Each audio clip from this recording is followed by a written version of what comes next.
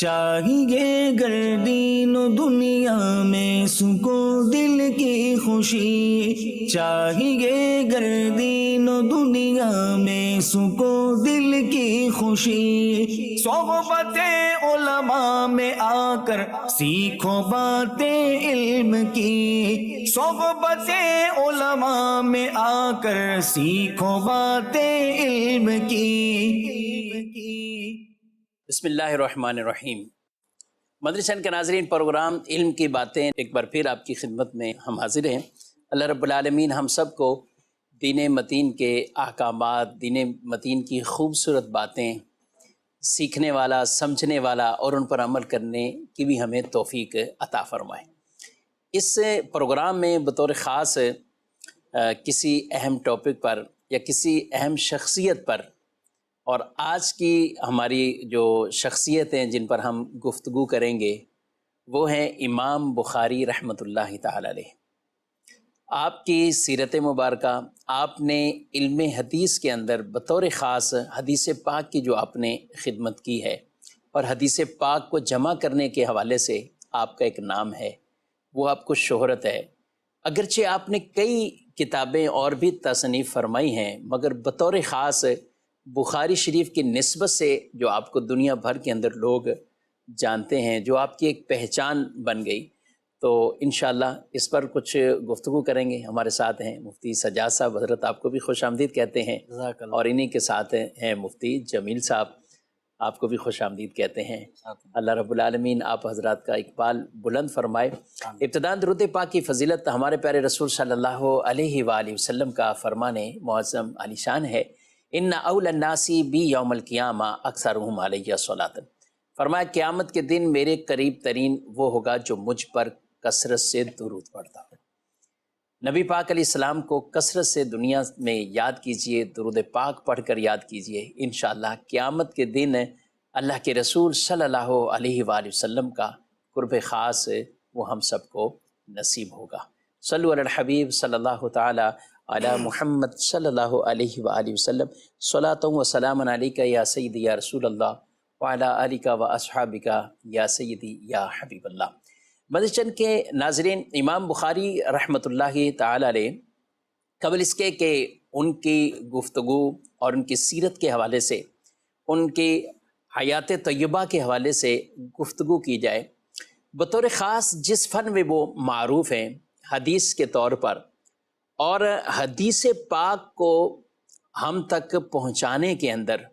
صحابہ کرام علیہ رضوان، پھر تابعین، یہ مختلف ادوار گزرے،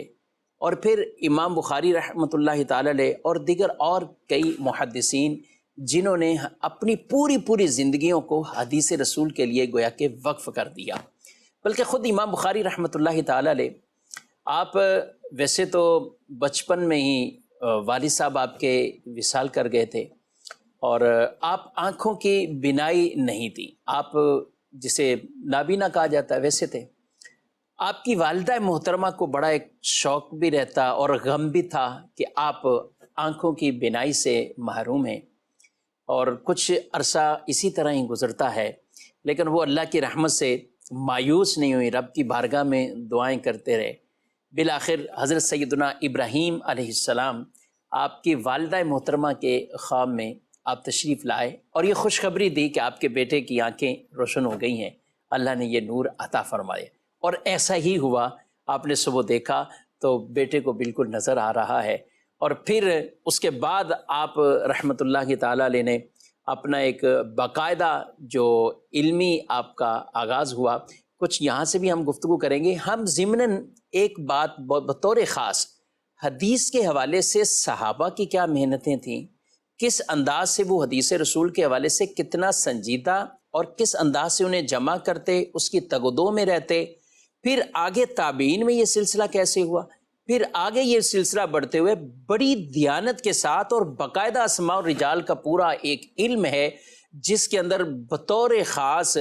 یعنی ان افراد کے حوالے سے جن سے حدیث رسول کو لینا ہے، حدیث پاک اخذ کرنی ہے، ان کے اوپر علماء نے پوری بحث کرتے ہوئے پوری کتابیں، اور پورا یہ ایک فن ہے کہ کس سے لی جائے، کس انداز سے اسے حدیث وہ قبول کی جائے۔ پھر ائمہ کی خود اپنی اپنی شرائط بھی تھیں کہ وہ اپنی کتابوں میں کس انداز سے کون کون سی روایات کو وہ جمع فرمایا کرتے تھے۔ تو کچھ یہ بھی گفتگو رہے گی، اور بڑھتے ہیں بلا تاخیر سجاد صاحب سے ہی میں آغاز کروں گا کہ امام بخاری رحمۃ اللہ تعالیٰ علیہ آپ کی سیرت کے حوالے سے، یا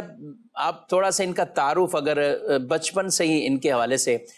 کچھ باتیں ارشاد فرما دیں، بلکہ 13 شوال المکرم ان کا یوم ولادت بھی ہے، اور آپ کا یوم وصال جو ہے وہ یکم شوال ہے، یعنی عید والے دن آپ رحمۃ اللہ تعالیٰ علیہ نے وصال فرمایا تھا۔ یکم شوال آپ کا یوم وصال ہے، اور شوال میں ہی آپ کی 13 شوال کو جو ولادت کی تاریخ ہے وہ بھی آپ یہاں سے ہی کچھ آپ آغاز فرمائیں۔ بسم اللہ الرحمن الرحیم۔ آپ کا نام محمد ہے، اور امام بخاری کی جو کنیت ہے وہ ابو عبداللہ ہے۔ آپ کا جو لقب ہے وہ امیر المومنین فی الحدیث، حافظ الحدیث، ناصر الاحادیث النبویہ، اور سید الفقہاء والمحدثین، یہ آپ کے القاب ہیں۔ آپ کے والد صاحب کا نام اسماعیل تھا، اسماعیل، تو آپ کا پورا نام محمد بن اسماعیل بن ابراہیم، ماشاء اللہ۔ دادا کا نام ابراہیم تھا۔ اور امام بخاری رحمۃ اللہ تعالی علیہ، جیسا کہ آپ نے بتایا کہ بچپن میں ہی آپ کے والد گرامی کا انتقال ہو گیا، اور آپ کے والد گرامی بھی محدث تھے، بہت بڑے عالم دین تھے، اور آپ کے والد گرامی کو حضرت امام اعظم ابو حنیفہ رحمۃ اللہ تعالی علیہ کے بہت ہی عظیم شاگرد حضرت عبداللہ بن مبارک رضی اللہ تعالی عنہ اور حضرت امام مالک رضی اللہ تعالی عنہ کی صحبت نصیب ہوئی، ماشاء اللہ۔ اور آپ کے والد گرامی نے ان سے احادیث بھی نقل فرمائی ہیں۔ اور آپ کے والد گرامی بھی اللہ پاک نے علم بھی عطا فرمایا، زہد و تقوی بھی عطا فرمایا، اور زہد و تقوی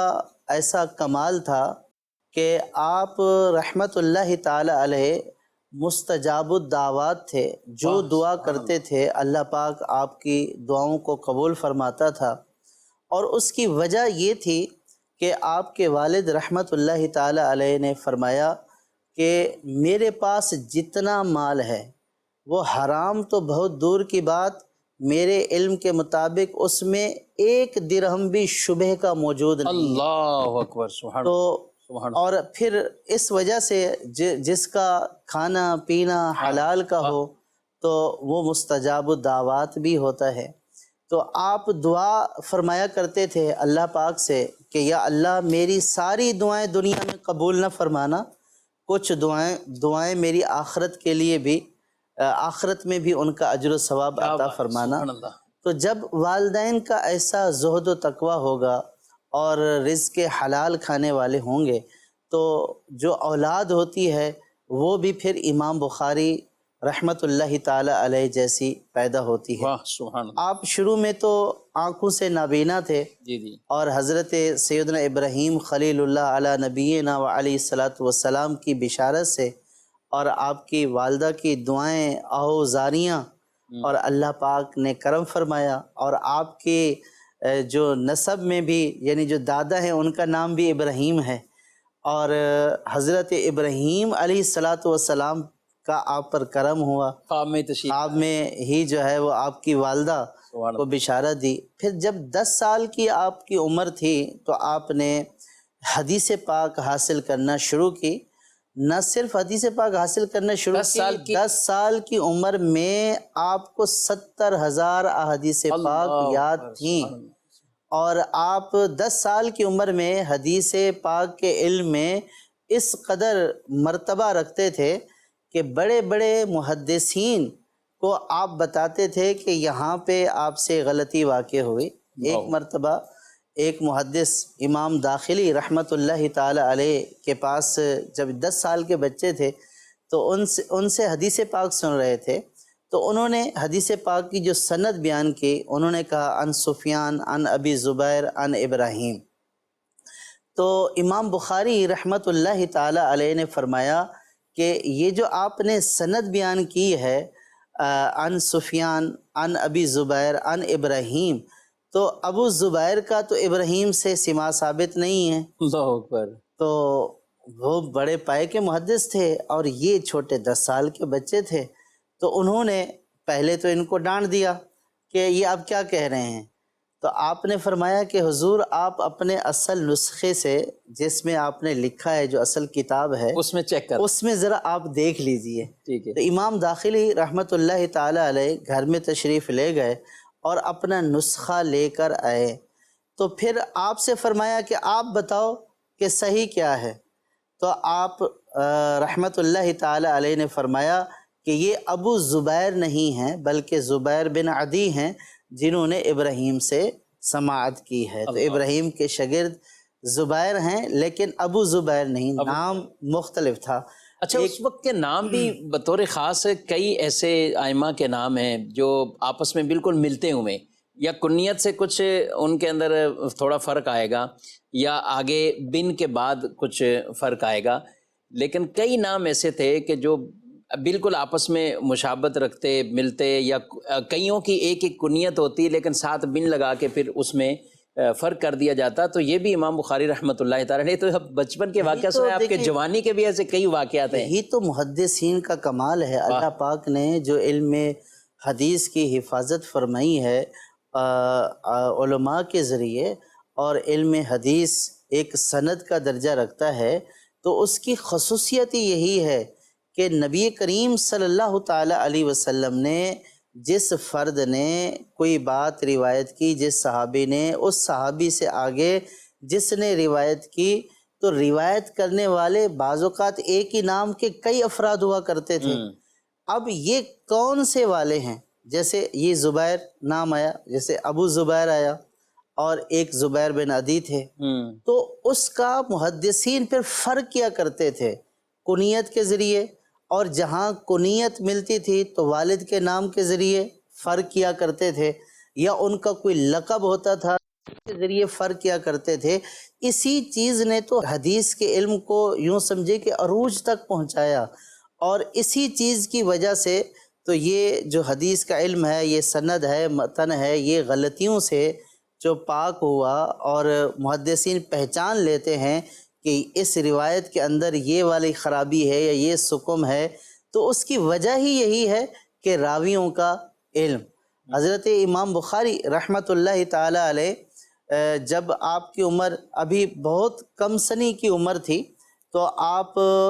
جو ہے وہ ایک محدث کی خدمت میں حاضر ہوئے۔ پھر حضرت سلیمان بن مجاہد یہ محدث تھے، جب یہ ان محدث کے پاس گئے تو انہوں نے کہا کہ اگر آپ تھوڑی دیر پہلے آتے تو میں آپ کو وہ بچہ دکھاتا کہ جس کو 70,000 احادیث پاک یاد ہیں۔ سبحان اللہ۔ تو سلیمان بن مجاہد رحمۃ اللہ تعالی علیہ خود محدث تھے، بڑے حیران ہوئے، بچہ اور 70,000 احادیث پاک یاد۔ تو جب وہ ان محدث کی بارگاہ سے رخصت ہوئے تو ان کو شوق ہوا کہ میں اس بچے کو دیکھوں، تو انہوں نے امام بخاری رحمۃ اللہ تعالی علیہ کو تلاش کیا اور پھر ان کو پا لیا۔ تو ان سے کہا کہ آپ ہی وہ بچے ہیں کہ جن کو 70,000 احادیث یاد ہیں؟ آپ نے فرمایا کہ جی ہاں، مجھے صرف 70,000 نہیں بلکہ اس سے زائد احادیث پاک یاد ہیں۔ نہ صرف اس سے زائد احادیث پاک یاد ہیں بلکہ میں نے جن صحابہ سے، تابعین سے حدیث پاک وہ روایت کی ہیں، مجھے ان کے نام، ان کے شہر، ان کے پیدا ہونے کی جگہ، وہ کہاں پہ رہے، یہ سب پوری تفصیل بھی معلوم ہے۔ 70,000 احادیث پاک کے راویوں کا نام، کنیت، لقب، شہر، کہاں پہ رہے، اور جو ہے وہ کہاں پہ پیدا ہوئے، یہ سب یاد کرنا جو آپ فرما رہے تھے نا کہ یہ پورا علم ہے۔ تو یہ امام بخاری رحمۃ اللہ تعالی علیہ کو اللہ پاک نے ایسا جو ہے وہ قوت حافظہ عطا فرمائی تھی، اور ایسا آپ پر کرم تھا کہ اس لیے آپ حافظ الحدیث بھی ہوئے، آپ امیر المومنین فی الحدیث بھی ہوئے۔ جمیل صاحب، ایک شروع کی عمر ہے، ایک طرح کا والد کا سایہ نہ ہو تو ایک یتیمی عمر ہے، لیکن اس کے باوجود پھر آگے یہ سارے علم کے بھی اتنے شوق ہونا، اور پھر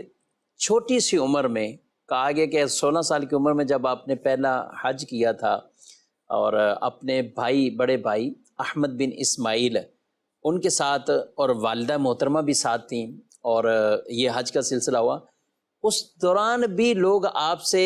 حدیث جو ہے وہ اخذ کرنے لگے، اور حدیث کے حوالے سے آپ کو یہ جانا پہچانا گیا کہ آپ اس عمر میں بھی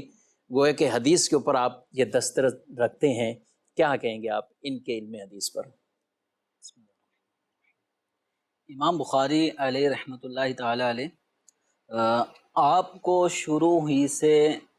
فن حدیث، حدیث رسول صلی اللہ تعالی علیہ وآلہ وسلم سے ازحد محبت تھی، اور نبی کریم صلی اللہ تعالی علیہ وسلم کی احادیث کریمہ یاد کر لینا یہ حضور اکرم صلی اللہ علیہ وسلم سے انتہائی محبت کی ایک دلیل ہے.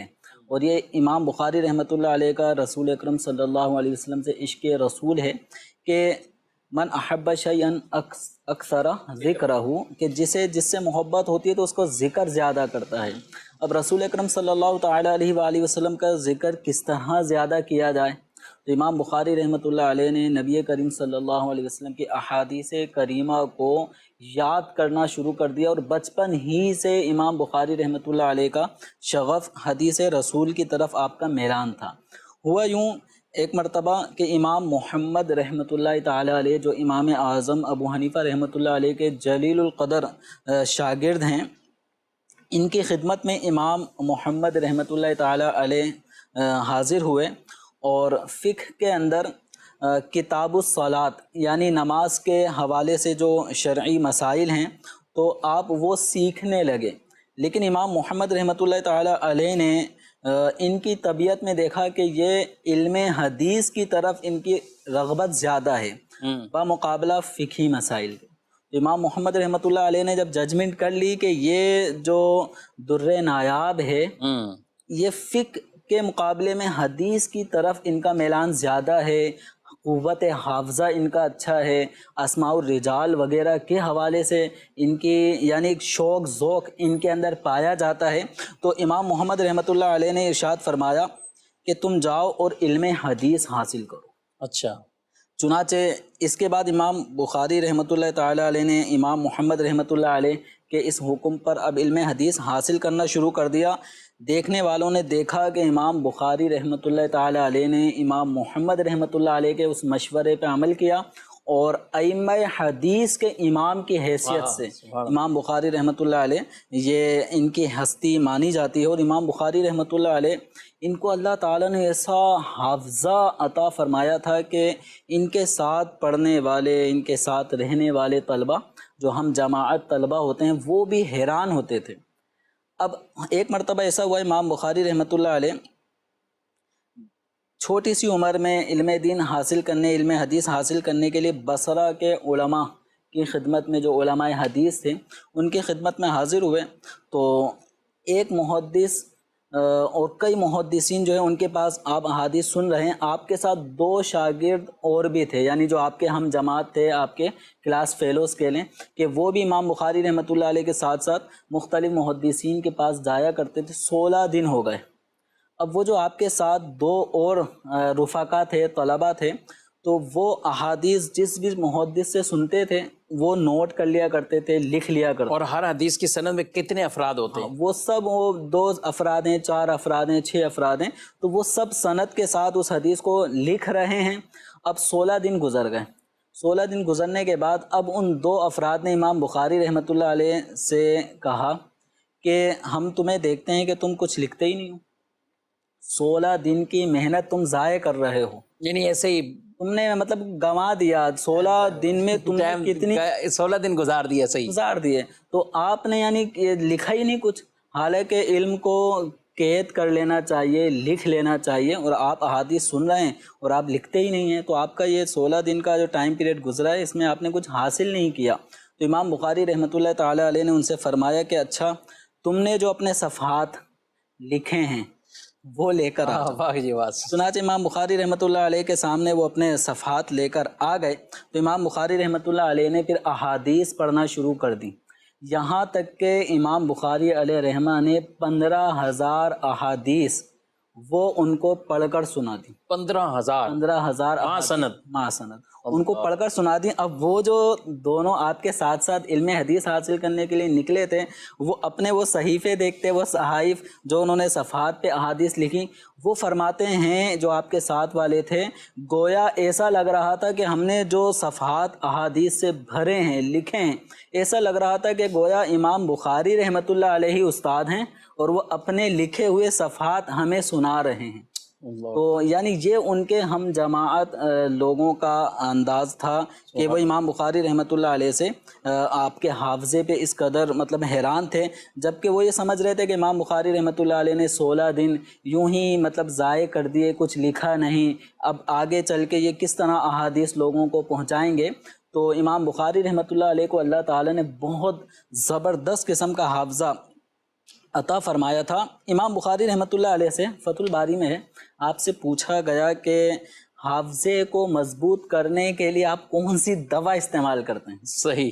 آج کل اسی طرح ہمارے جس کا حافظہ تیز ہوتا ہے، تو آپ کون سی دوا ایسی استعمال کرتے ہیں کہ ہم احادیث سنیں تو پھر بار بار تکرار پہ تکرار کرتے ہیں تو جا کے وہ ذہن نشین ہو، اور آپ ہیں کہ ایک دفعہ سن لیتے ہیں یاد ہو جاتی ہے. تو امام بخاری رحمۃ اللہ علیہ نے فرمایا کہ دوا کا تو مجھے علم نہیں ہے، البتہ انتہائی توجہ اور استقامت کے ساتھ مطالعہ کرنے کو میں نے قوت حافظہ کے لیے مفید پایا.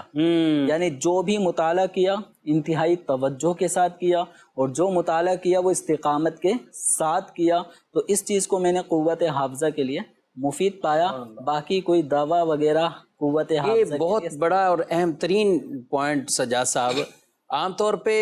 کچھ درجے میں ویسے ہی نالائق رہ جائیں، کمزور رہ جائیں، تو وہ بعض اوقات جو کامیاب ہوا اس کی ذات و ذہانت کی طور پہ بہت ذہین تھا، میں تھا ہی نہیں ایسا. حالانکہ ٹھیک ہے ذہانت ایک اپنی جگہ ہے، لیکن اس کے ساتھ ساتھ جتنے بھی ذہین فتین یا ایسے کامیاب لوگ بھی ہیں جنہوں نے حدیث کے اندر ایک ان کا مقام مرتبہ ہے یا فقہ کے طور پر ہے، لیکن ان کی جب سیرت ہم پڑھتے ہیں تو یہ دو چیزیں لازم ملزوم ہیں کہ ایک توجہ کے ساتھ پڑھنا اور استقامت اس کے ساتھ. ایسا نہیں کہ کئی مہینوں کا انقطاع آ جائے مطالعے کے اندر، کئی مہینے ایسے ہی ان کے گزرتے جائیں اور پھر اس کے بعد وہ کہیں کہ وہ ساری چیزیں یاد بھی رہیں، ہمارا حافظہ بھی اس طریقے سے رہے.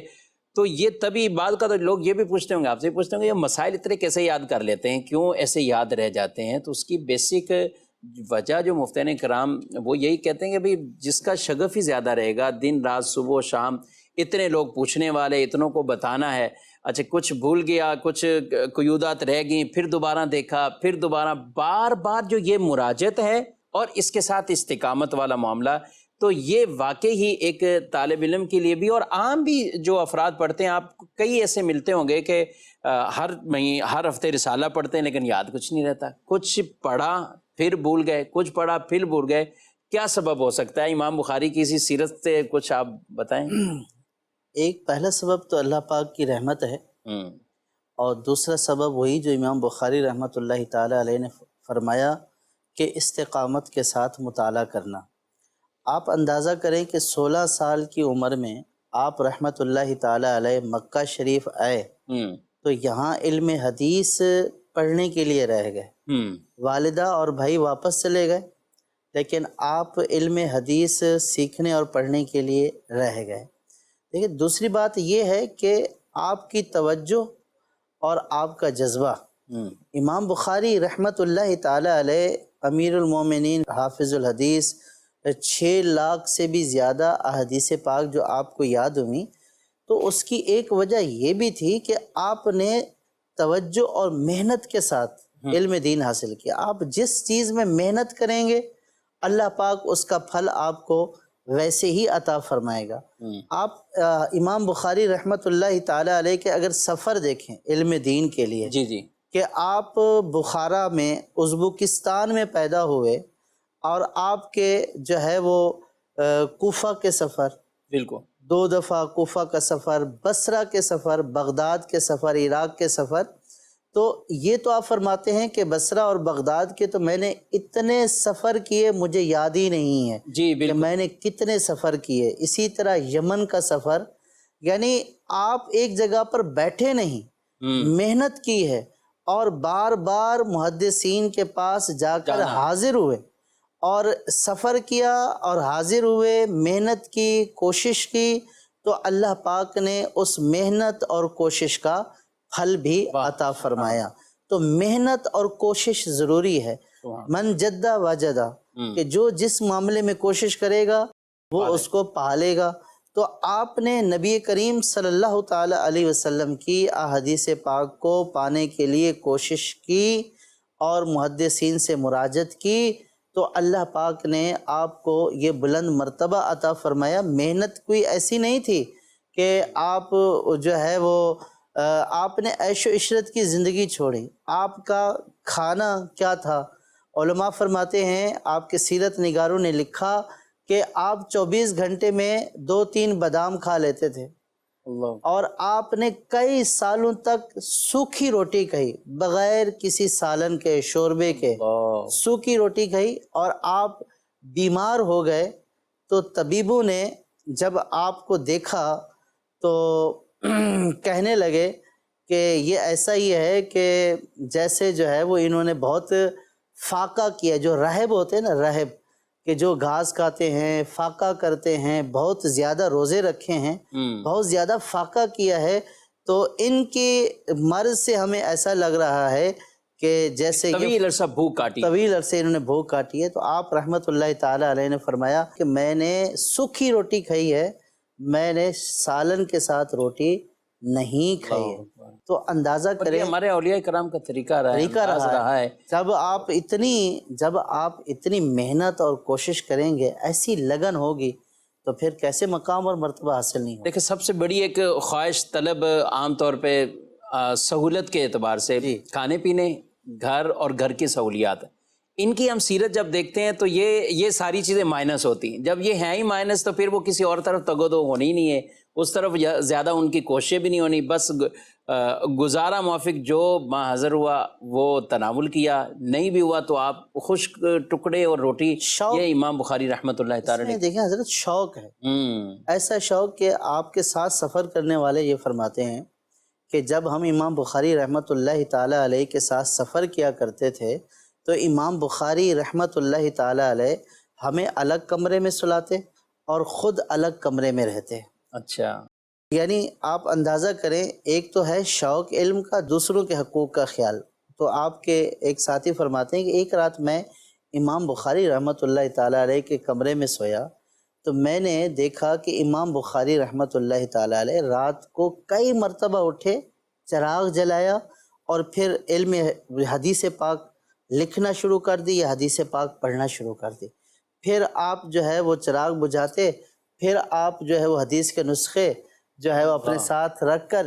تکیے کے اوپر سر رکھ کر سو جاتے۔ تو میں نے صبح ان سے کہا کہ حضرت آپ رات اتنی تکلیف کرتے رہے،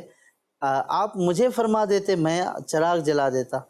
تو امام بخاری رحمۃ اللہ تعالی علیہ نے فرمایا کہ آپ نوجوان تھے اور آپ نوجوانوں کی جو نیند ہوتی ہے بڑی گہری ہوتی ہے، تو میں نے یہ مناسب نہیں سمجھا کہ میں آپ کو نیند سے اٹھاؤں۔ تو خود مشقتیں کی، دوسروں کا بھی خیال رکھا۔ تو جب راتوں کو اٹھ کر احادیث پاک پڑھیں گے، احادیث پاک لکھیں گے، ایسی کوشش اور محنت جب کریں گے تو پھر اللہ پاک رتبہ بھی ایسا ہی عطا فرماتا ہے۔ سبحان اللہ، سبحان اللہ۔ امام بخاری رحمۃ اللہ تعالی علیہ کا تذکرہ چل رہا ہے۔ امام بخاری رحمۃ اللہ تعالی علیہ، سجاد صاحب، جو ایک دفعہ سمرقند کے اندر 400 محدثین وہ جمع ہوئے تو انہوں نے متفقہ طور پر کہا کہ آج ان کا امتحان لیتے ہیں، یہ کیسا ان کا علم ہے، کیسا ان کا حافظہ ہے۔ تو سب نے آپس میں یہ کر لیا کہ بھئی جو حدیث روایتیں ہیں وہ ساری، اب اس میں کچھ عراق کے سندوں کے اعتبار سے، کچھ شام کے اعتبار سے، کوئی دیگر جو ہے وہ حرم کی، یمن کی، مختلف انداز سے، تو سب نے مل کے کہا کہ ہم ایسا کریں گے، ساری سندیں آپس میں خلط ملط کر دیں گے ان کے سامنے، اور پھر دیکھیں گے کہ یہ کیا کریں گے اور یہ اس کا کیا جواب دیتے ہیں۔ اللہ اکبر۔ آپ نے جو ہے وہ یعنی امام بخاری رحمۃ اللہ تعالی علیہ کو 7 دن یہ تکرار کرتے رہے مختلف انداز سے۔ یہ کوئی عام آج تو ہم روایت مدری چینل کے ناظرین ڈائریکٹ ہم یہ کہتے ہیں کہ قال رسول اللہ صلی اللہ علیہ وسلم اور حدیث، یا زیادہ سے زیادہ ہم صحابی کا تذکرہ کرتے ہیں۔ ہمیں امام بخاری کے ثلاثیات پہ بھی کچھ گفتگو کرنی، میں جمیل صاحب آپ سے وہ سوال کروں گا کہ آپ بالخصوص بخاری شریف میں جو ایک پورا ٹاپک ہے امام بخاری کی، اور وہ ایسی روایات ثلاثیات، وہ بھی ان سے پوچھیں گے کون سی وہ روایات ہوتی ہیں۔ عموماً صحابی سے بیان کر کے کہ ابو ہریرہ رضی اللہ عنہ سے مروی رسول اللہ صلی اللہ علیہ وسلم نے فرمایا، لیکن وہ پوری یعنی اگر امام بخاری ہے تو امام بخاری اپنے استاد، پھر وہ انہوں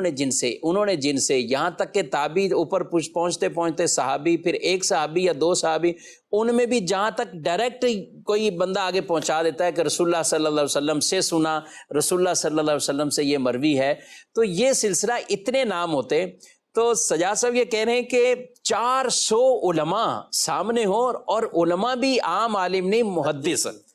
انہوں نے سندیں جب آپس میں خلط ملط کی کہ یہ روایت ہے تو اس میں انہوں نے شام والی لگا دی اور اس میں یہ لگا دی۔ 7 دن تک امام بخاری رحمۃ اللہ تعالی علیہ کو مختلف انداز سے کہا، لیکن آپ ان کے جو ہے وہ یعنی وہ حربے میں گویا کہ ناکام ہوئے، اور یہ وہ بول اٹھے کہ واقعی اس نوجوان کو اللہ نے جو علم دیا ہے، اس نوجوان کو جو حافظہ دیا ہے، جو ذہانت دی ہے، بلکہ ایک مرتبہ تو 100 حدیثوں والا بھی وہ واقعہ ہے، میں چاہوں گا جمیل صاحب آپ ہی سنا دیں۔ اس میں بھی امام بخاری رحمۃ اللہ تعالی علیہ جب بغداد شریف تشریف لائے، اور وہاں پر بھی چونکہ محدثین کی ایک جماعت تھی، تو امام بخاری رحمۃ اللہ علیہ کی حدیث کے حوالے سے سند اور جو متن ہوتا ہے، متن سے مراد جو حضور اکرم صلی اللہ علیہ وسلم کے فرمان کو یا حضور کے عمل کا جہاں ذکر ہوتا ہے، حدیث میں اس حصے کو کہتے ہیں متن، اور اس حدیث کے متن تک جو ابی ہریرہ، یہ تو ایک صحابی آ گئے، حدثنا خلاد، اس طرح کر کے امام بخاری رحمۃ اللہ علیہ اپنے استاد کا، پھر ان کے استاد، یہاں تک کہ صحابی رسول کا تذکرہ آتا ہے، تو یہ جو پورا سلسلہ ہوتا ہے اس کو سند کہتے ہیں۔ تو امام بخاری رحمۃ اللہ علیہ کے حافظے کا امتحان لینے کے لیے 10 افراد کا انتخاب کیا گیا، 10 افراد، ہر ایک نے 10 احادیث اور اس کی جو سند اور متن یعنی اس کو چینج کر دیا، کہ جو حدیث کی سند تھی اس کے بدلے دوسری سند لگا دی۔ اس طرح 10 افراد میں 10 احادیث سند کی تبدیلی کے ساتھ طے ہوئی، اور امام بخاری رحمۃ اللہ علیہ کو ایک آدمی نے 10 سندیں چینج کر کے متن کے ساتھ سنائیں، دوسرے نے یعنی حدیثیں وہی تھی، ان کے سندیں چینج کر دی تھی، اور راویوں کے مختلف نام راویوں کے مختلف نام لے لیے۔ تو اب امام بخاری رحمۃ اللہ تعالی علیہ کو 100 احادیث اس طرح سنائی گئیں کہ ہر ایک حدیث کی سند بھی تبدیل تھی۔ تو امام بخاری رحمۃ اللہ علیہ، ایک آدمی 10 سنا رہے ہیں، ایک 10 سنا۔ اچھا، لطف کی بات یہ ہے کہ جب وہ سنا رہے ہیں تو انہوں نے سنائی تو آپ نے کہا نہیں اس نام سے میں نہیں جانتا، یہ میں نہیں جانتا، اچھا وہ 10 کر وہ خوش ہو رہے ہیں کہ جب میں تو آج جو میں نے 10 سنا دی ہیں، انہوں نے اقرار کر لیا کہ میں نہیں جانتا، پھر اگلے نے 10 سنائی، کہا میں نہیں جانتا، اگلے نے 10 سنائی، میں نہیں جانتا، کیا نتیجہ نکلا؟ اس کے بعد پھر امام بخاری رحمۃ اللہ علیہ سے پھر انہوں نے فرمایا کہ ٹھیک، اب آپ بتائیں کیا یہ ہم نے جو احادیث سنائی ہیں، سند کے ساتھ سنائی ہیں، ان میں کوئی غلطی ہے، کیا ہے؟ تو امام بخاری رحمۃ اللہ علیہ نے پھر پہلے شخص کی 10 احادیث درست سند کے ساتھ سنائی، دوسرے شخص کو بھی 10 احادیث درست سند کے ساتھ، کوئی نوٹ نہیں کی اس وقت، کوئی نوٹ نہیں، اور یہ بھی جانتے تھے کہ انہوں نے کون سے سند کے اندر رد و بدل کیا ہے اور میں نے کہاں سے کس نے۔ مثال کے طور پہ حضرت 4 نام ہیں جمیل صاحب، یا 7 نام ہیں، 10 نام ہیں، بیچ میں سے ایک کو نکالنا، کسی اور کو رکھ دینا اس طرح کہ یعنی اس کو پھر اور پھر آخر میں بتا دینا کہ اس روایت میں سند کے اندر یہ معاملہ تھا، کمال ہے۔ امام بخاری رحمۃ اللہ علیہ نے اس طرح جو احادیث 100 تھیں، ان 100 احادیث کی جو درست سندیں تھیں ان کو بھی بیان فرمایا، اور یہ سب لوگوں کے لیے ایک حیران کن بات تھی۔ واقعی امام بخاری رحمۃ اللہ علیہ نے حدیث کریمہ، احادیث نبویہ صلی اللہ تعالی علیہ وسلم کے جمع کرنے میں اور اس کو یاد رکھنے میں بہت ہی زیادہ اہتمام کا معاملہ رکھا ہے۔ امام بخاری رحمۃ اللہ علیہ سے آپ سے حدیث صحیح بخاری شریف جو آپ نے لکھی ہے، اس کے جمع کرنے کے حوالے سے، اس کو لکھنے کے حوالے سے جب پوچھا گیا کہ آپ نے بخاری شریف کس طرح لکھی، امام بخاری رحمۃ اللہ تعالی علیہ نے اپنا بخاری شریف لکھنے کا دورانیہ یہ ارشاد فرمایا کہ میں نے 16 سال میں 6 لاکھ احادیث میں سے بخاری میں مذکور جو احادیث ہیں یہ تقریباً 7000 کے قریب بنتی ہیں، اور تکرار وغیرہ ہٹا دیا جائے تو یہ پھر احادیث کی تعداد مزید کم ہو جاتی ہے۔ تو امام بخاری رحمۃ اللہ علیہ فرماتے ہیں 6 لاکھ احادیث میں سے میں نے بخاری میں مذکور جتنی احادیث ہیں اس کا انتخاب کیا ہے۔ 6 لاکھ احادیث کے اندر 6 لاکھ احادیث میں سے، اب اس میں 6 لاکھ احادیث میں سے بخاری شریف میں ایک ایک حدیث شریف لکھنا، اور امام بخاری رحمۃ اللہ علیہ فرماتے ہیں کہ میں نے جب بھی اپنی کتاب یعنی صحیح بخاری میں کوئی حدیث لکھنے کا ارادہ کیا تو اس سے پہلے میں نے غسل کیا، ہاں سبحان اللہ، اور پھر 2 رکعت میں نے نماز ادا کی، اور اس طرح اس کتاب میں جو موجود احادیث وہ 6 لاکھ احادیث میں سے منتخب امام بخاری رحمۃ اللہ علیہ نے فرمائی ہیں۔ تو اس قدر اہتمام کہ امام بخاری رحمۃ اللہ علیہ ایک حدیث اگر لکھنے کا ارادہ فرما رہے ہیں، مثال کے طور پہ جو پہلی حدیث بخاری شریف کی ہے انما الاعمال بالنیات،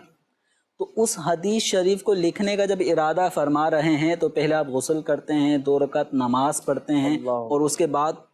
کے بعد پھر اس بخاری شریف میں اس حدیث کو سند کے ساتھ ذکر کرتے ہیں، پھر اس کے بعد دوسری حدیث، پھر تیسری حدیث، اور ہر حدیث سے پہلے یہ اہتمام، ہر حدیث شریف سے پہلے یہ اہتمام۔ تو گویا کہ 7000 سے کچھ زائد جو احادیث بخاری شریف میں پائی جاتی ہیں، تو غور کیجئے کہ حدیث مبارکہ کا اتنا ادب امام بخاری رحمۃ اللہ علیہ فرما رہے ہیں کہ حدیث کو اپنی کتاب کی زینت بناتے وقت آپ اتنا اہتمام کر رہے ہیں۔ جب آپ نے یہ کتاب لکھ لی تو فرمایا کہ یہ کتاب میرے اور میرے رب اللہ عز و جل کے درمیان ایک حجت ہے، اللہ، یعنی میں جو حدیث رسول، ایک بہت بڑی ذمہ داری ہے نا کہ رسول اکرم صلی اللہ تعالیٰ علیہ وسلم فرماتے ہیں جس نے قصداً مجھ پر جھوٹ باندھا تو وہ اپنا ٹھکانہ جہنم میں بنا لے۔ اس قدر سخت وعید ہے کہ رسول اکرم صلی اللہ علیہ وسلم کی طرف کوئی بات منسوب کی جائے تو وہ غلط نہ ہو، اور وہ صحت کے ساتھ ہو، اس کے راویوں کے احوال جتنے بھی سند میں جتنے راوی ہیں ان سب کے اندر بھی کوئی کمزوری نہ ہو، کوئی جھوٹ کا معاملہ نہ ہو، سارے ثقہ راوی ہوں، صالح ہوں، نیک ہوں۔ تو امام بخاری رحمۃ اللہ علیہ نے اپنی بھی تو شرائط امام بخاری رحمۃ اللہ تعالی علیہ کہ انہوں نے بھی پھر کن کن سے، یعنی ہم ٹوٹل یہ تو نہیں کہہ سکتے کہ جتنی احادیث صحیحہ تھی وہ ساری کی ساری بخاری میں ہی ہے، اس کے علاوہ نہیں ہے، اس تصور کو بھی تھوڑا سا۔ تو اصل یہ ہے نا کہ امام بخاری رحمۃ اللہ علیہ فرما رہے ہیں کہ میں نے 6 لاکھ احادیث میں سے اس کا انتخاب کیا، 6 لاکھ احادیث میں خود اس طرح فرماتے ہیں کہ مجھے 1 لاکھ صحیح احادیث یاد ہیں، اور 2 لاکھ اس کے علاوہ ضعیف احادیث جو ہوتی ہیں، وہ آپ نے فرمایا کہ 1 لاکھ صحیح احادیث، یعنی جو آپ کا 6 لاکھ احادیث کا جو ذخیرہ آپ کے پاس تھا تو صحت کے معیار پر اترنے والی جو احادیث ہیں، خود امام بخاری فرماتے ہیں کہ 1 لاکھ احادیث صحیحہ مجھے یاد ہیں۔ اللہ، اب 1 لاکھ احادیث صحیحہ میں سے بخاری شریف میں 7000 احادیث کا انتخاب ہوا، بقیہ جو 93,000 احادیث ہیں ان کو صحیح، اور وہ صحیح تھی، وہ صحیح تھی، صحیح حدیث ہے، صحیح سند کے ساتھ تھی، ان میں کوئی ضعف نہیں ہے۔ لیکن امام بخاری رحمۃ اللہ علیہ ان کا اپنا ایک انداز ہے، اور آپ نے فقہ شافعی سے آپ بلونگ کرتے تھے تو فقہ شافعی سے تعلق رکھنے والی، ان مذہب سے تعلق رکھنے والی جو احادیث ہیں ان کو امام بخاری علیہ رحمہ نے صحیح بخاری شریف کے اندر ذکر فرمایا ہے۔ تو امام بخاری رحمۃ اللہ علیہ کا اتنا اہتمام کرنا، اور یہ حدیث کی کتاب بخاری شریف، یہ اس کی بڑی برکتیں ہیں، اور نبی کریم رؤوف الرحیم صلی اللہ تعالی علیہ وآلہ وسلم کی بارگاہ میں بھی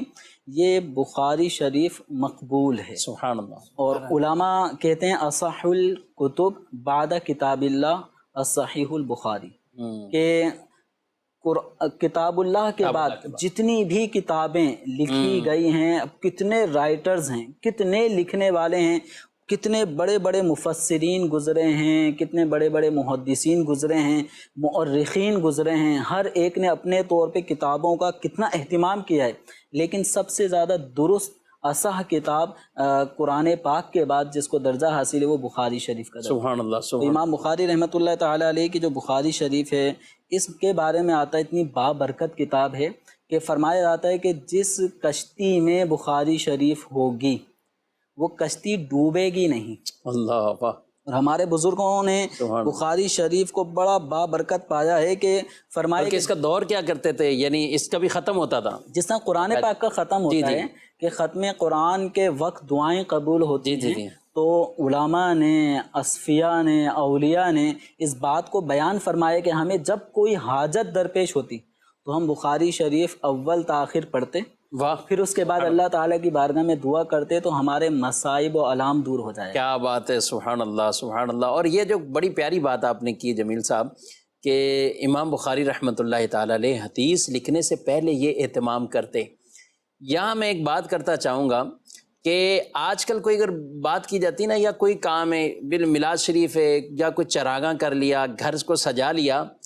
تو سجا صاحب کچھ لوگ اس کو خام خواہ کے ایک نیا اشکال ڈال کے نا، لو بھی تم زیادہ بڑے عاشق آئے ہو، صحابہ نے نہیں کیا تو تمہارے اندر زیادہ عشق ہے۔ اب امام بخاری رحمۃ اللہ تعالیٰ علیہ اگر کوئی ان سے یہ پوچھے، یا میں ان سے پوچھتا ہوں جو یہ اشکال یا اعتراض کریں، امام بخاری سے کسی نے نہیں کہا کہ کس صحابی نے باوضو غسل کر کے حدیث لکھوائی ہے، پہلے آپ وہ ثابت کریں، پھر اس کے بعد آپ بخاری میں انٹر کریں حدیث نے۔ یعنی جتنا رسول اللہ صلی اللہ علیہ وسلم کی محبت میں ادب کیا، یا جس اپنی محبت کا جس انداز سے اظہار کر دیا، امام مالک رحمۃ اللہ تعالی علیہ ان کا ایک اپنا انداز تھا، وہ بھی حدیث رسول کے لیے ایک خاص طور پر لباس پہنتے، خوشبو جو ہے وہ سلگائی جاتی، اور پھر وہ بیٹھتے اور خود رسول اللہ صلی اللہ علیہ وسلم کی پھر وہ حدیث پاک کو بیان کرتے۔ ایسے کئی ائمہ کے واقعات ہیں جو نبی پاک صلی اللہ علیہ وآلہ وسلم کی محبت میں اور کچھ ایسے عمل ادب کے طور پر کچھ ایسے کرتے، لیکن ان کے دور میں کسی نے ان کو نہیں کہا کہ یہ تم زیادہ جو ہے وہ دعویٰ کرنے والے محبت کے بن گئے ہو، کیوں اس طرح کی یہ چیزیں، یا کیوں اس طرح کے یہ اتنے لوازمات کا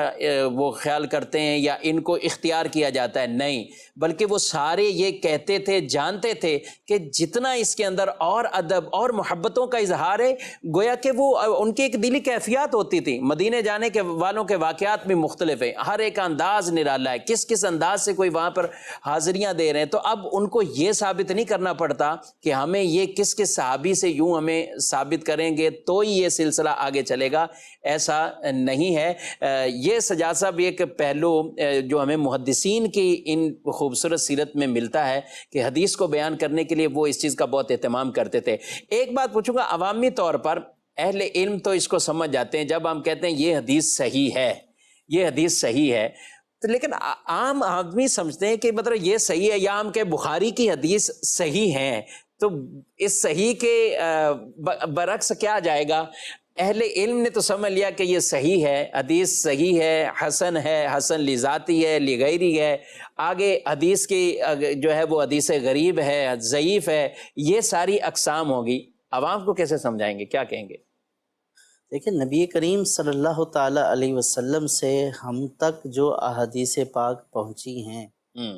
تو اب جو ہم تک پہنچی ہیں، یہ جو ایک سلسلہ ہے یہ سند کہلاتا ہے، اور جو نبی کریم صلی اللہ تعالی علیہ وسلم نے فرمایا ہے وہ متن کہلاتا ہے۔ ٹھیک ہے، اب سلسلہ جتنا مضبوط ہوگا، جی کہ بالفرض کے ایک مثال کے طور پر میں یہ کہوں کہ مجھے یہ بات مفتی شفیق صاحب نے بیان کی ہے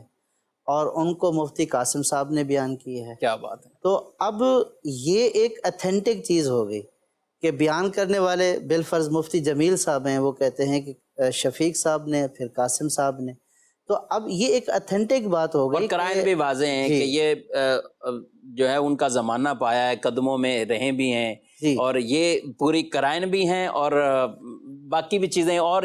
کبھی ہو جاتی ہیں۔ اسی طرح اسی ایک بات کو کئی لوگوں نے بیان کیا ہے،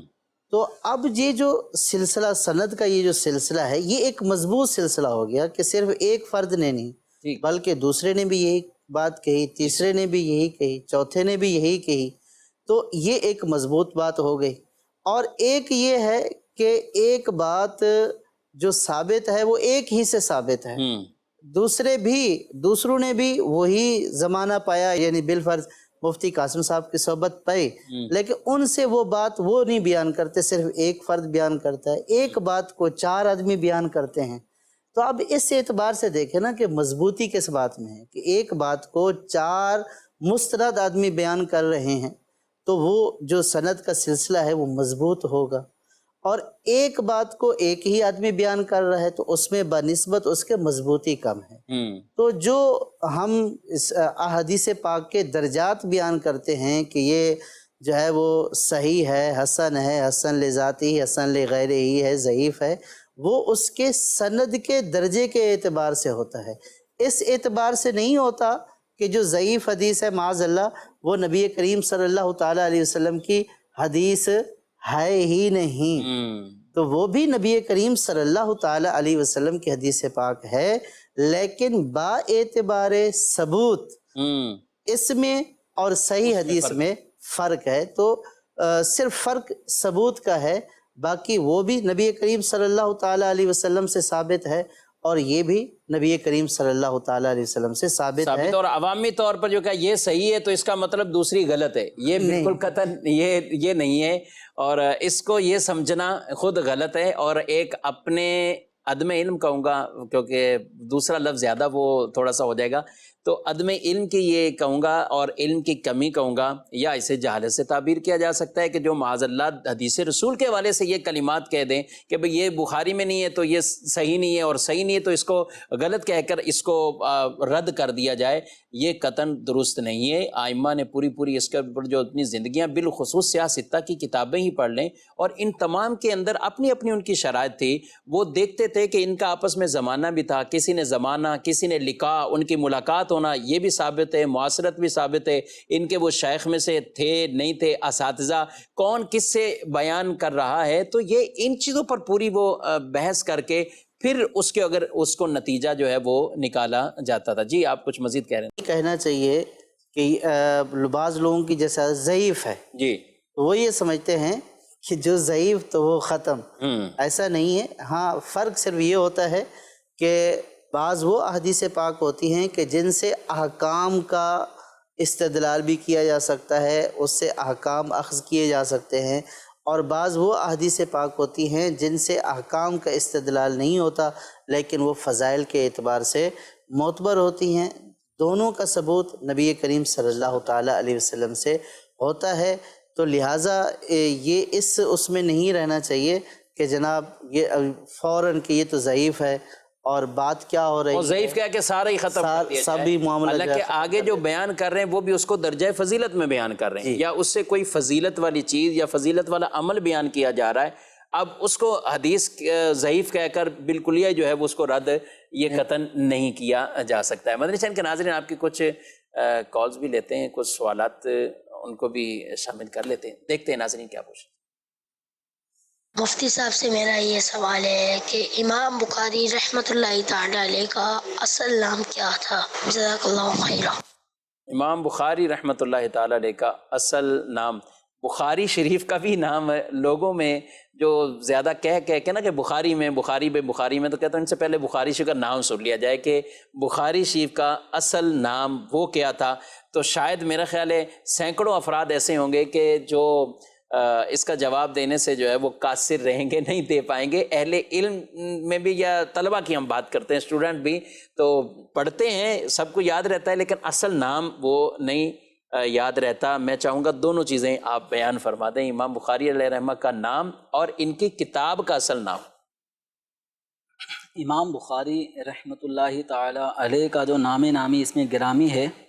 وہ نبی کریم صلی اللہ علیہ وآلہ وسلم کے نام مبارک محمد کی نسبت سے رکھا گیا۔ تو آپ کا جو اصل نام ہے محمد، آپ کے والد کا نام ہے اسماعیل اور آپ کے دادا کا نام ہے ابراہیم۔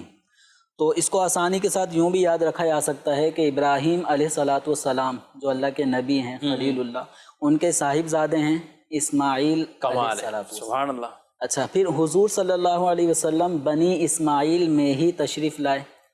تو نبی کریم صلی اللہ علیہ وسلم حضرت اسماعیل علیہ السلام کی آل میں سے ہیں۔ تو امام بخاری رحمۃ اللہ علیہ کے اب یہ والد اور دادا کا کیا ذہن تھا، کیا سوچ تھی، تو آپ کا جو نام ہے وہ ہے محمد بن اسماعیل بن ابراہیم۔ واہ سبحان اللہ۔ تو یہ آپ نے بڑا نقطہ جمیلیہ بیان کیا اپنا، ایک آپ کا یہ تفرد ہے، خاص ہے۔ بچپن میں نے کسی عالم صاحب سے بات سن رہا تھا نا، قابیل اور حابیل حضرت آدم علیہ السلام کے ان کا یاد نہیں رہتا تھا، تو انہوں نے بیان کیا تو اسی انداز سے بیان کیا بھی یہ قوف ہے تو اس سے مراد وہ قاتل اور حابیل جو ہلاک ہوئے، شہید ہوئے۔ تو ایسا ذہن میں نقش ہو گیا، حالانکہ ابھی تک درس نامی یا اس طرح کا کوئی سلسلہ نہیں تھا، ابھی تک بھولا نہیں ہے، اور آپ نے بہت اچھی خوبصورت ترتیب بیان کر دی ہے۔ ابراہیم اور پیچھے آئیں اسماعیل اور نبی پاک علیہ السلام اولاد اسماعیل تو محمد بن اسماعیل بن ابراہیم. سبحان اللہ. اچھا، اب جو آپ امام بخاری علیہ رحمہ ہیں، آپ نے مختلف موضوعات پر کم و بیش 30 کتابیں تحریر فرمائی ہیں. ان میں آپ کی جو سب سے زیادہ مشہور زمانہ کتاب ہے وہ صحیح بخاری شریف ہے. تو اس کا جو نام ہے جو آپ نے بخاری شریف تو ہم نارمل کہتے ہیں، اس کا جو نام آپ نے ذکر کیا ہے اس میں نبی کریم صلی اللہ تعالیٰ علیہ وسلم کا کتنا پیارا ذکر بھی شامل ہے. تو فرمایا الجامع المسند الصحیح المختصر من امور رسول اللہ صلی اللہ علیہ وآلہ وسلم و سننہ و ایامہ. یعنی یہ جو کتاب ہے یہ جامع ہے. اب یہ جامع یہ بھی ایک حدیث کی اصطلاحی ایک لفظ ہے، مسند یہ بھی ایک اصطلاحی لفظ ہے، اسی طریقے سے الصحیح اور یہ بھی ایک اصطلاحی لفظ ہے. تو یہ ایک ایسی کتاب ہے کہ جو جامع ہے، یعنی احادیث کو جمع کرنے والی ہے، اور اس حدیث کے اندر جو احادیث مذکور ہیں وہ سند کے ساتھ ہیں، اور اس کی سند بھی صحیح ہے. اور یہ کیا ہے؟ المختصر من امور رسول اللہ صلی اللہ علیہ وسلم و سننہ و ایامہ. یہ رسول اکرم صلی اللہ تعالیٰ علیہ وسلم کی حیات مبارکہ،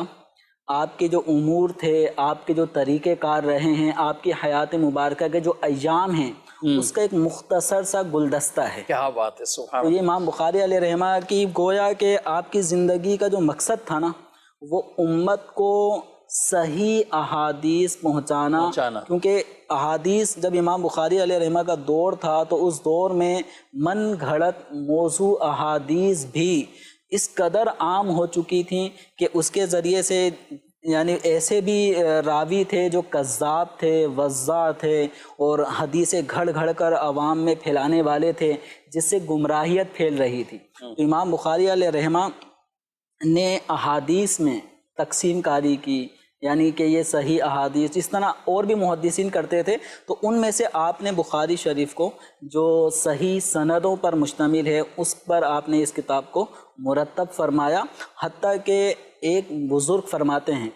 کہ ایک امام محمد بن منکدر وہ فرماتے ہیں کہ جس حدیث کو امام بخاری کہیں کہ میں نہیں جانتا تو سمجھیں کہ وہ حدیث ہے ہی نہیں. اس قدر امام بخاری رحمۃ اللہ علیہ کا حدیث میں جو جانچ پڑتال کرنے کا عمل یعنی تھا. صرف بخاری کی نہیں بات، بخاری کی بات، میں جسے نہیں جانتا، جس کو امام بخاری علیہ رحمہ فرماتے ہیں کہ یہ حدیث نہیں ہے تو سمجھیں وہ ہے ہی نہیں. تو امام بخاری علیہ رحمہ اس قدر احادیث پر آپ کو اللہ تعالیٰ نے عبور عطا فرمایا تھا. امام بخاری رحمۃ اللہ تعالیٰ علیہ کی وہ ثلاثیات والی اس پر بھی کچھ وہ گفتگو کرنی ہے. اور یہ جو آپ نے حدیثیں کے بات کی بیان کی، تو آپ کا ایک خواب بھی تھا بچپن میں، بلکہ حدیث لینے کے حوالے سے ہی خواب ہے. مدنی چینل کے ناظرین، خواب کوئی سا بھی آ سکتا ہے. اصل ہوتا ہے خواب کا کچھ ایسے ہوتے ہیں جو قابل تعبیر ہوتے ہیں، اور کچھ ایسے ہوتے ہیں قابل تعبیر نہیں ہوتے. لیکن تعبیر بھی جو واقعی اہل رائے ہیں، تعبیر الرؤیا کا جو باقاعدہ فن اور علم جاننے والے ہیں وہی بتا سکتے ہیں. اور اس میں کئی طرح کے ایسے خزانے بعض خوابوں میں وہ مخفی ہوتے ہیں. لیکن جب کوئی اہل رائے شخص جو اس فن سے ماہر ہوتا ہے، جسے یہ علم اللہ کی عطا سے ملا ہو، تو پھر وہ ایسے کیونکہ خواب جو ہے اس میں اللہ تبارک و تعالیٰ کی طرف سے یہ بہت کچھ ایسی چیزیں بھی بیان کر دی جاتی ہیں کہ جو ہمیں آگے کے لیے بہت کارآمد ہو سکتی ہے. آپ سورہ یوسف پڑھیں. سورہ یوسف میں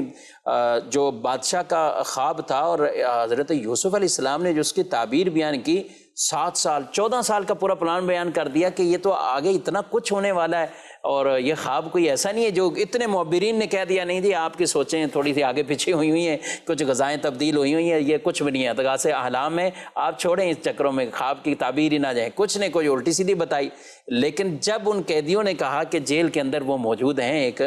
جو تعبیر جانتے ہیں، اور جو ہمیں تعبیر بتائیے وہ سچ نکلی کہ ہم جیل سے باہر آ گئے اور اسی منصب پر ہیں کہ جو ہمیں بتایا گیا، تو ان سے پوچھتے ہیں. تو حضرت یوسف علیہ السلام نے اللہ نے یہ علم عطا فرمایا.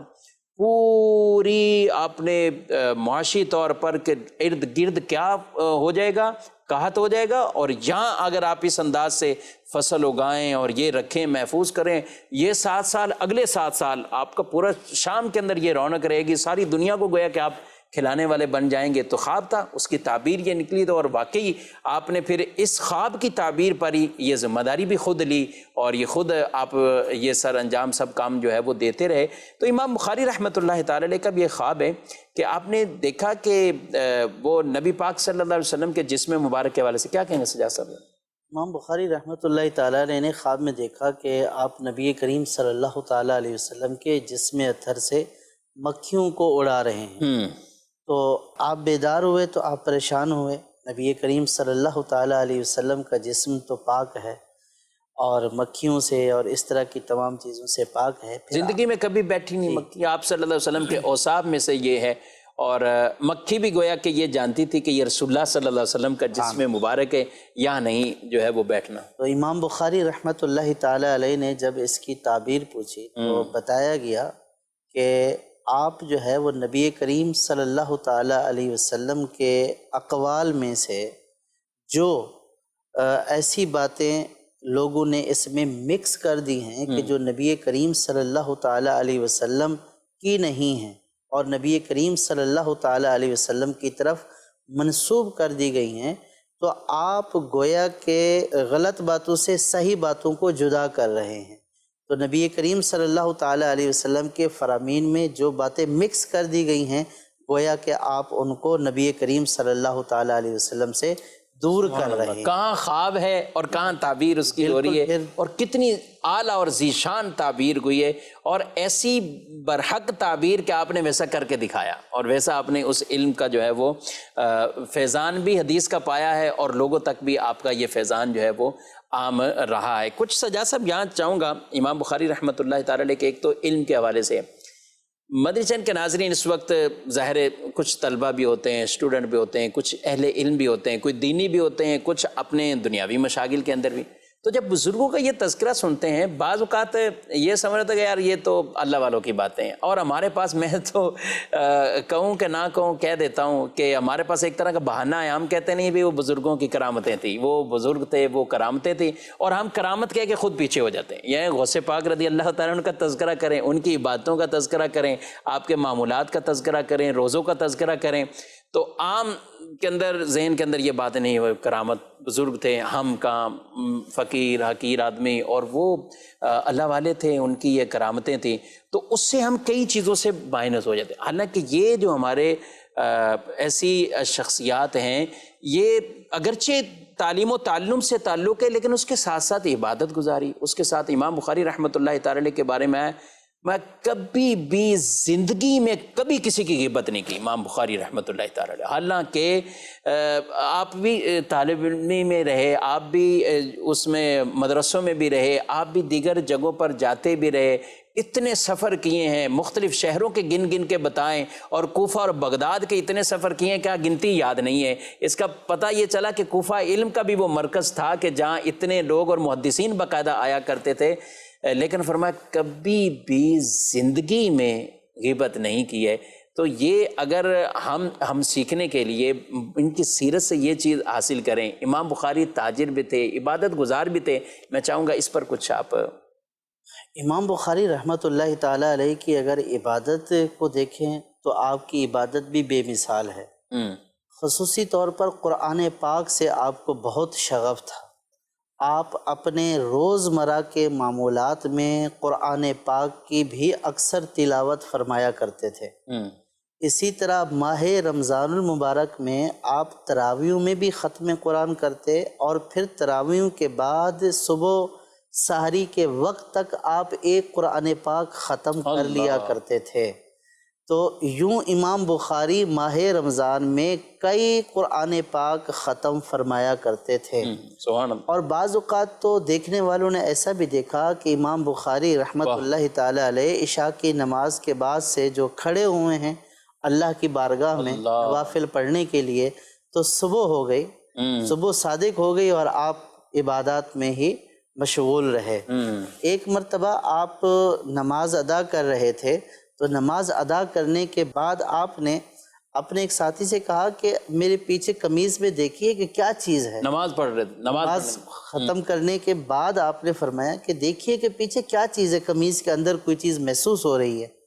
تو انہوں نے جب قمیض اٹھا کر دیکھا تو وہاں پہ ایک بھیڑ تھا، یعنی کہ ایک مکھی تھی جس نے، زہریلی مکھی کے جس نے آپ کو 17 ڈنگ مارے ہوئے، اللہ، جس کی وجہ سے آپ کا اور نماز میں اتنا نماز میں مشغول تھے، جس کی وجہ سے پیٹھ جو ہے وہ سوج گئی تھی۔ ہائے ہائے، تو انہوں نے کہا کہ حضرت جب پہلی دفعہ اس نے آپ کو ڈنگ مارا تو اس وقت آپ نے جو ہے وہ ختم کیوں نہیں کر دی نماز؟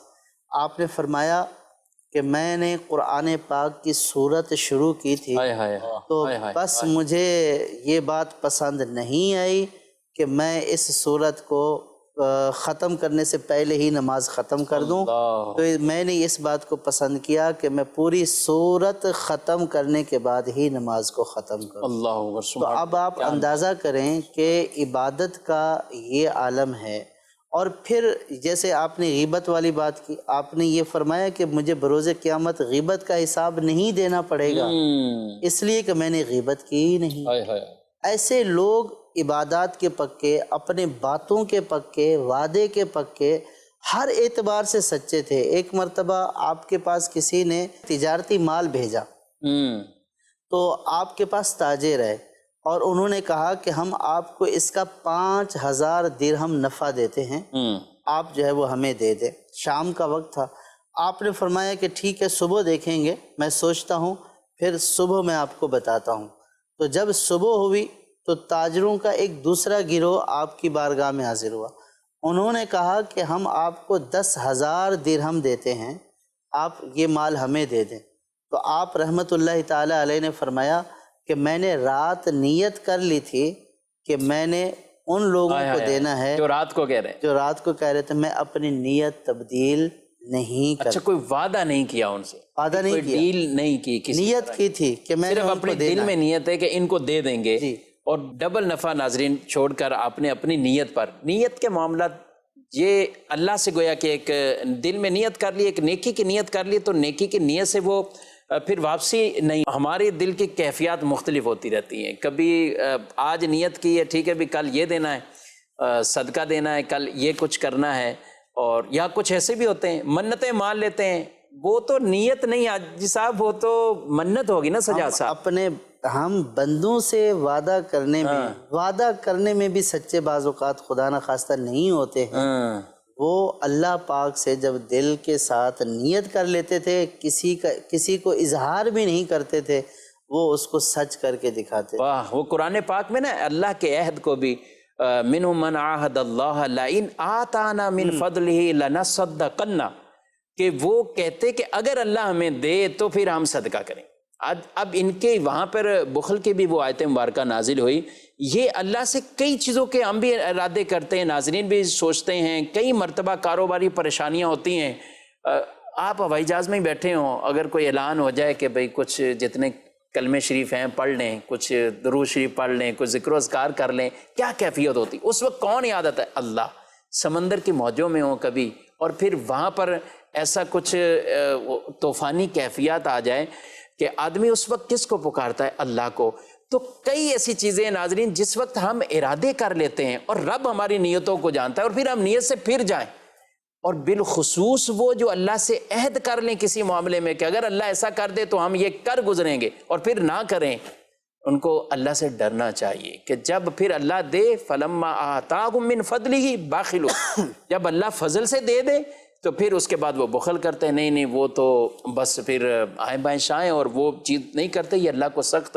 ناراض کرنے والی یہ چیزیں ہیں، اپنی نیتوں کا سچا ہونا۔ اور یہاں تو ڈیل نہیں کی، اب یہ ہمارا موضوع نہیں ہے، کبھی لیں گے اس طرح کے بھی موضوع، سجاد صاحب کے پاس واقعات بھی اس طرح کے بے شمار ہوں گے، ظاہر ہے آپ بھی افتتاح میں، کہ ایگریمنٹ کرنے کے بعد، سب کچھ کرنے کے بعد بھی جیسے ہی وہاں سے ہٹے کسی ایجنٹ نے آگے کہہ دیا میں تو 20 زیادہ دلوا دیتا آپ کو، کیوں آپ نے یہ کام اتنی جلدی کیا؟ مکر جاتے ہیں۔ ابھی اس کی کوئی قانونی حیثیت نہیں ہے، ابھی تو لکھا ہے، ابھی تو بولا ہے، کاغذ نہیں بنائے، 100 بہانے طرح کے لے آئیں گے، نہیں ہم نے ایگریمنٹ آپ سے ہم نے گفتگو کی تھی، ابھی تو لکھا نہیں ہے، ریٹن ہے ہی نہیں، جب ریٹن نہیں ہے تو کچھ بھی نہیں، اچھا ریٹن ہے گواہ نہیں ہے، اچھا گواہ ہے نہیں، ابھی اس کو قانونی طور پر رجسٹرڈ ہی نہیں کروایا تھا، تو یہ کیا کہیں گے جمیل صاحب؟ سودا ہو چکا ہوتا سودا ہو چکا، راتوں رات جو ہے نا وہ دوسری پارٹی ملتی ہے، آفر کرتی ہے وہ زیادہ دینے کے لیے، تو یہ پچھلے سودا کو ہی یعنی پھر جاتے ہیں، مکر جاتے ہیں، یا بلا وجہ وہ سودا کینسل کرنے کی طرف چلے جاتے ہیں، کیا امی نے منع کر دیا تو ابا نے منع کر دیا،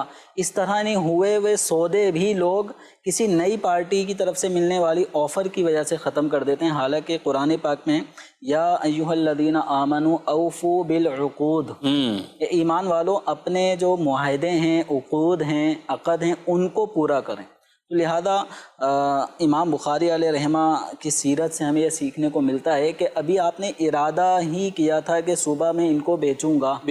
وہ دوسری پارٹی آتی ہے وہ 5000 درہم زیادہ نفع دے رہی ہے، تو ایک دنیا دار عام آدمی ہوتا کہ پچھلے سے جو ڈیل ہوئی ہی نہیں تھی لہذا ان کو بیچ دیتا ہوں، اور پچھلا جو آدمی آئے گا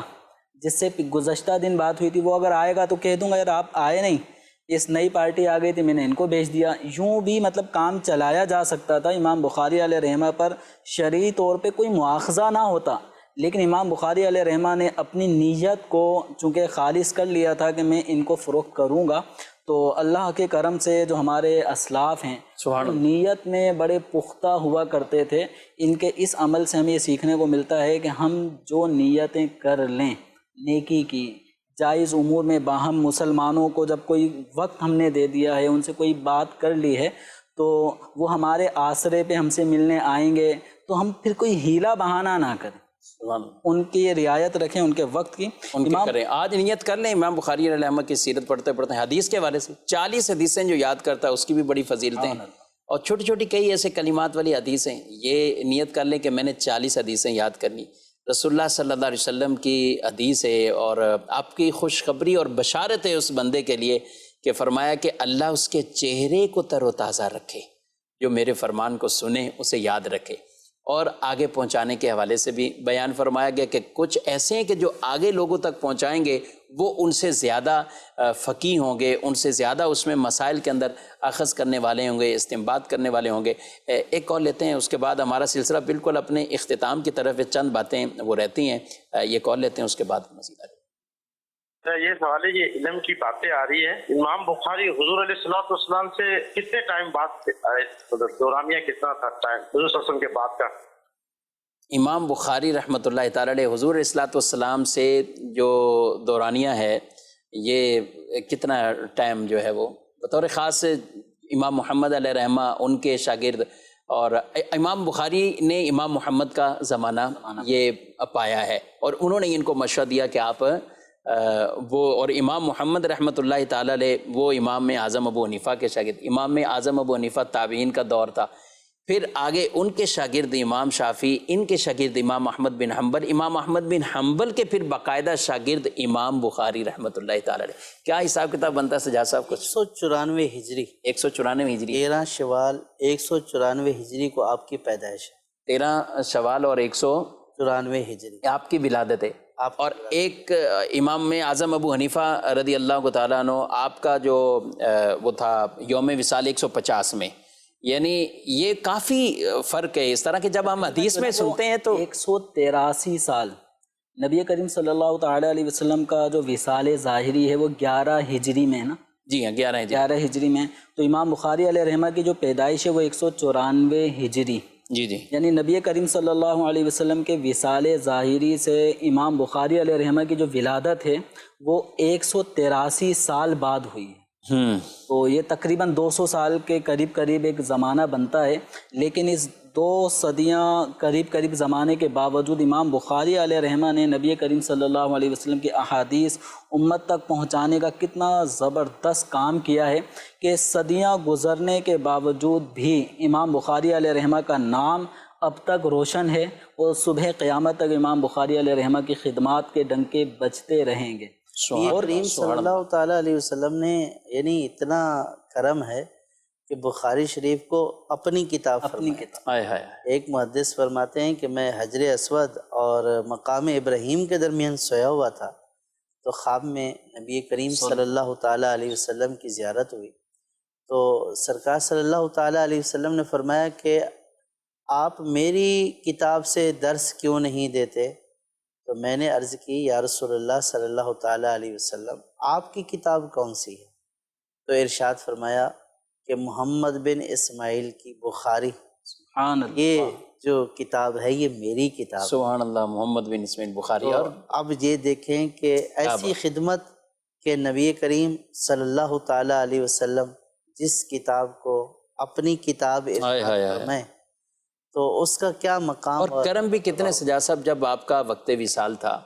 بعض قطع ہم اس طرح کی باتیں سنتے ہیں تو سمجھتے ہیں کہ شاید ان کو کوئی پریشانیاں نہیں تھی۔ مدنی چینل کے ناظرین کبھی تذکرے چلے تو یہ بھی بتائیں گے امام بخاری رحمۃ اللہ تعالی علیہ کے زمانے میں صحبتیں بھی بہت آئی تھیں۔ آپ بلکہ آپ خود فرمایا کرتے ہیں زمین یہ وسیع ہونے کے باوجود میرے اوپر تنگ ہو گئی ایک طرح کی، اور آپ کی وہ سفر کی ہجرتیں اور پھر یہ سفر اختیار کرنا، اور پھر آخری جب سواری تک بھی آپ نہ پہنچ پائے اور دوستوں سے فرمایا ذوف ہے مجھے چھوڑ دیا جائے، تو جب چھوڑ دیا تو آپ زمین پر تشریف لائے، کچھ دعائیں پڑھتے رہے، تسبیحات پڑھتے رہے، اور یہیں سے ہی آپ کا وصال مبارک ہوا۔ آپ نے تہجد میں اللہ پاک سے دعا کی تھی، ہائے ہائے، جو آپ نے فرمایا نا کہ زمین اتنی وسیع ہونے کے باوجود تنگ ہو گئی۔ تنگ ہو گئی، یعنی صحبتیں آپ نے اتنی برداشت کی، اتنے دل برداشت ہو گئے کہ آپ نے پھر یہ کہا کہ یا اللہ بس اب مجھے جو ہے وہ اٹھا لے کہ یہ زمین میرے اوپر تنگ ہو گئی۔ ہر ذی نعمت محسود ہوتا ہے، تو اہل علم کے اندر بھی کچھ اس طرح کی چیزیں آ جاتی ہیں۔ امام بخاری علیہ رحمہ کے وصال ظاہری کی صورت میں بھی بارگاہ رسالت صلی اللہ علیہ وسلم میں ان کا کتنا عرفہ اور اعلیٰ مقام تھا۔ ایک بزرگ عبد الواحد طواویسی بیان فرماتے ہیں کہ میں نے خواب میں رسول اکرم صلی اللہ علیہ وآلہ وسلم کی زیارت کی کہ آپ صلی اللہ تعالیٰ علیہ وسلم اپنے صحابہ کرام علیہم رضوان کے ساتھ کھڑے ہیں۔ ہائے ہائے، تو وہ عرض کرتے ہیں، جو بزرگ خواب دیکھ رہے ہیں، کہتے ہیں میں نے عرض کیا کہ یا رسول اللہ صلی اللہ علیہ وسلم آپ کھڑے کیوں ہیں، اس کی کیا وجہ ہے؟ تو نبی کریم صلی اللہ تعالیٰ علیہ وآلہ وسلم نے ارشاد فرمایا خواب میں کہ میں محمد بن اسماعیل بخاری کا انتظار کر رہا ہوں۔ اب یہ بزرگ جو تھے انہوں نے جب بیدار ہو گئے، اس کے بعد پھر کچھ دنوں میں ہی ان کو اطلاع ملی کہ امام بخاری، امام محمد بن اسماعیل بخاری علیہ رحمہ کا وصال ہو چکا ہے۔ اب انہوں نے پھر وہ پیچھے گئے کہ میں نے یہ خواب کب دیکھا تھا، تو جس دن انہوں نے یہ خواب دیکھا تھا عین اسی وقت امام بخاری علیہ رحمہ کا وصال ہو چکا۔ اللہ تو یوں دیکھیں کہ نبی کریم صلی اللہ تعالیٰ علیہ وآلہ وسلم بھی بزرگوں کے خواب میں آ کر گویا امام بخاری علیہ رحمہ کی عظمت کو چار چاند لگا رہے ہیں، اور یہ مقبول بارگاہ رسالت صلی اللہ تعالیٰ علیہ وسلم ان کی ہستی بھی، کیونکہ انہوں نے اپنی ہستی کو خدمت حدیث کے لیے فنا کر دیا تھا۔ رسول اللہ صلی اللہ علیہ وسلم کے حدیث اقوال احوال یہی بتاتے بتاتے، اور پھر اسی وجہ سے آپ کو صحبتیں بھی طرح طرح کی، آپ کتنے پریشان ہوئے، اور یہی جو خواب آپ نے بیان کیا تو اس میں بیان کیا کہ رسول اللہ صلی اللہ علیہ وسلم انتظار فرما رہے ہیں، اور کام جو ہے وہ امام بخاری بھی پیچھے ہیں، کہیں جا رہے ہیں، پھر تو جہاں قدم رکھتے تو جہاں سے آپ اٹھاتے تو پھر امام بخاری وہیں قدم رکھتے ہیں۔ کہا اس انداز سے آپ یہ جا رہے ہیں۔ ایک شاگرد آپ کے تھے، انہوں نے بھی خواب دیکھا تو جا رہے تھے کہیں، تو ان کو نبی پاک علیہ الصلوۃ والسلام کی بھی زیارت ہوئی اور آواز آئی، تو پوچھا کہاں جا رہے ہو؟ تو کہا میں امام بخاری کے پاس۔ تو فرمایا میرا بھی انہیں سلام کہنا، میرا بھی انہیں سلام کہنا۔ اتنے نبی پاک صلی اللہ علیہ وسلم کی بارگاہ میں بھی یہ مقبول تھے، اور دنیا سے گویا کہ رخصت بھی ہوئے ہیں، تو قدموں میں حضور اسلام کے قدموں میں یہ پہنچ گئے۔ آپ کی مزار شریف پہ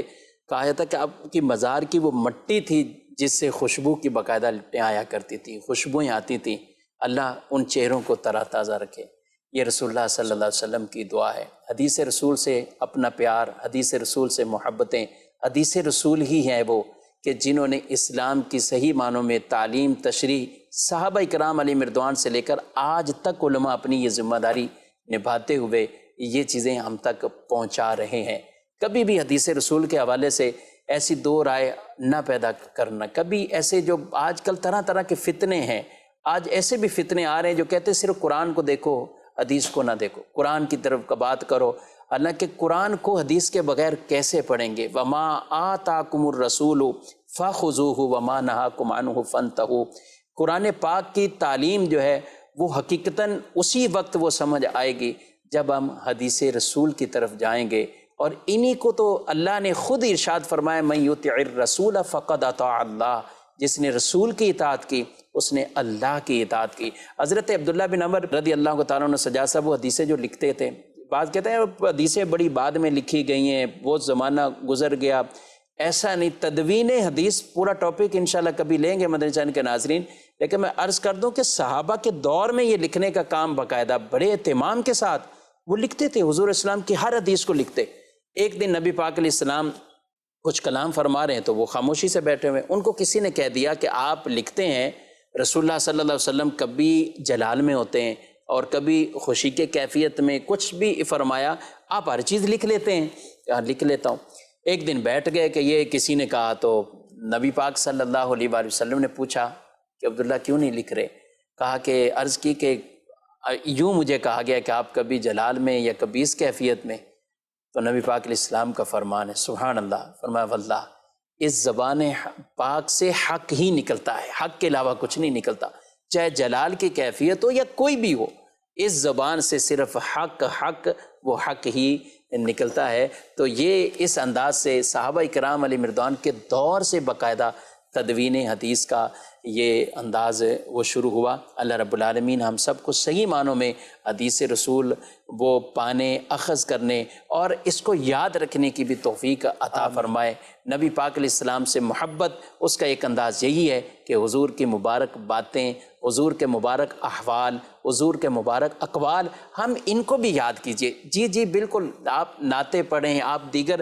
شاعری یا دیگر آپ ایسے اوصاف کے اندر اشعار پڑھتے ہیں، سنتے ہیں، وہ بھی اپنی جگہ ہے، ٹھیک ہے، ذوق پیدا کرنے کے لیے وہ بھی ہمارے اسلاف نے لکھا، علماء نے لکھا. لیکن ساتھ ساتھ حضور کی نعتیں بھی پڑھیں، باتیں بھی یاد کریں، حضور کے احوال اقوال یہ پڑھیں بھی، سیکھیں بھی، سمجھیں بھی، اور ہم ان کو اپنی زندگی میں نافذ بھی کریں. اللہ کرے دل میں اتر جائے میری بات. اللہ رب العالمین ہم سب کو دین متین کا صحیح معنوں میں خدمت گزار بنائے اور ہمیں درست معنوں میں دین کے احکامات پر عمل کی بھی توفیق عطا فرمائے. مدنی چینل دیکھتے رہیے. آمین بجاہ نبی صلی اللہ. چاہیے گر دین و دنیا میں سکون دل کی خوشی، چاہیے گر دین و دنیا میں سکون دل کی خوشی، صحبت علماء میں آ کر سیکھو باتیں علم کی، صحبت علماء میں آ کر سیکھو باتیں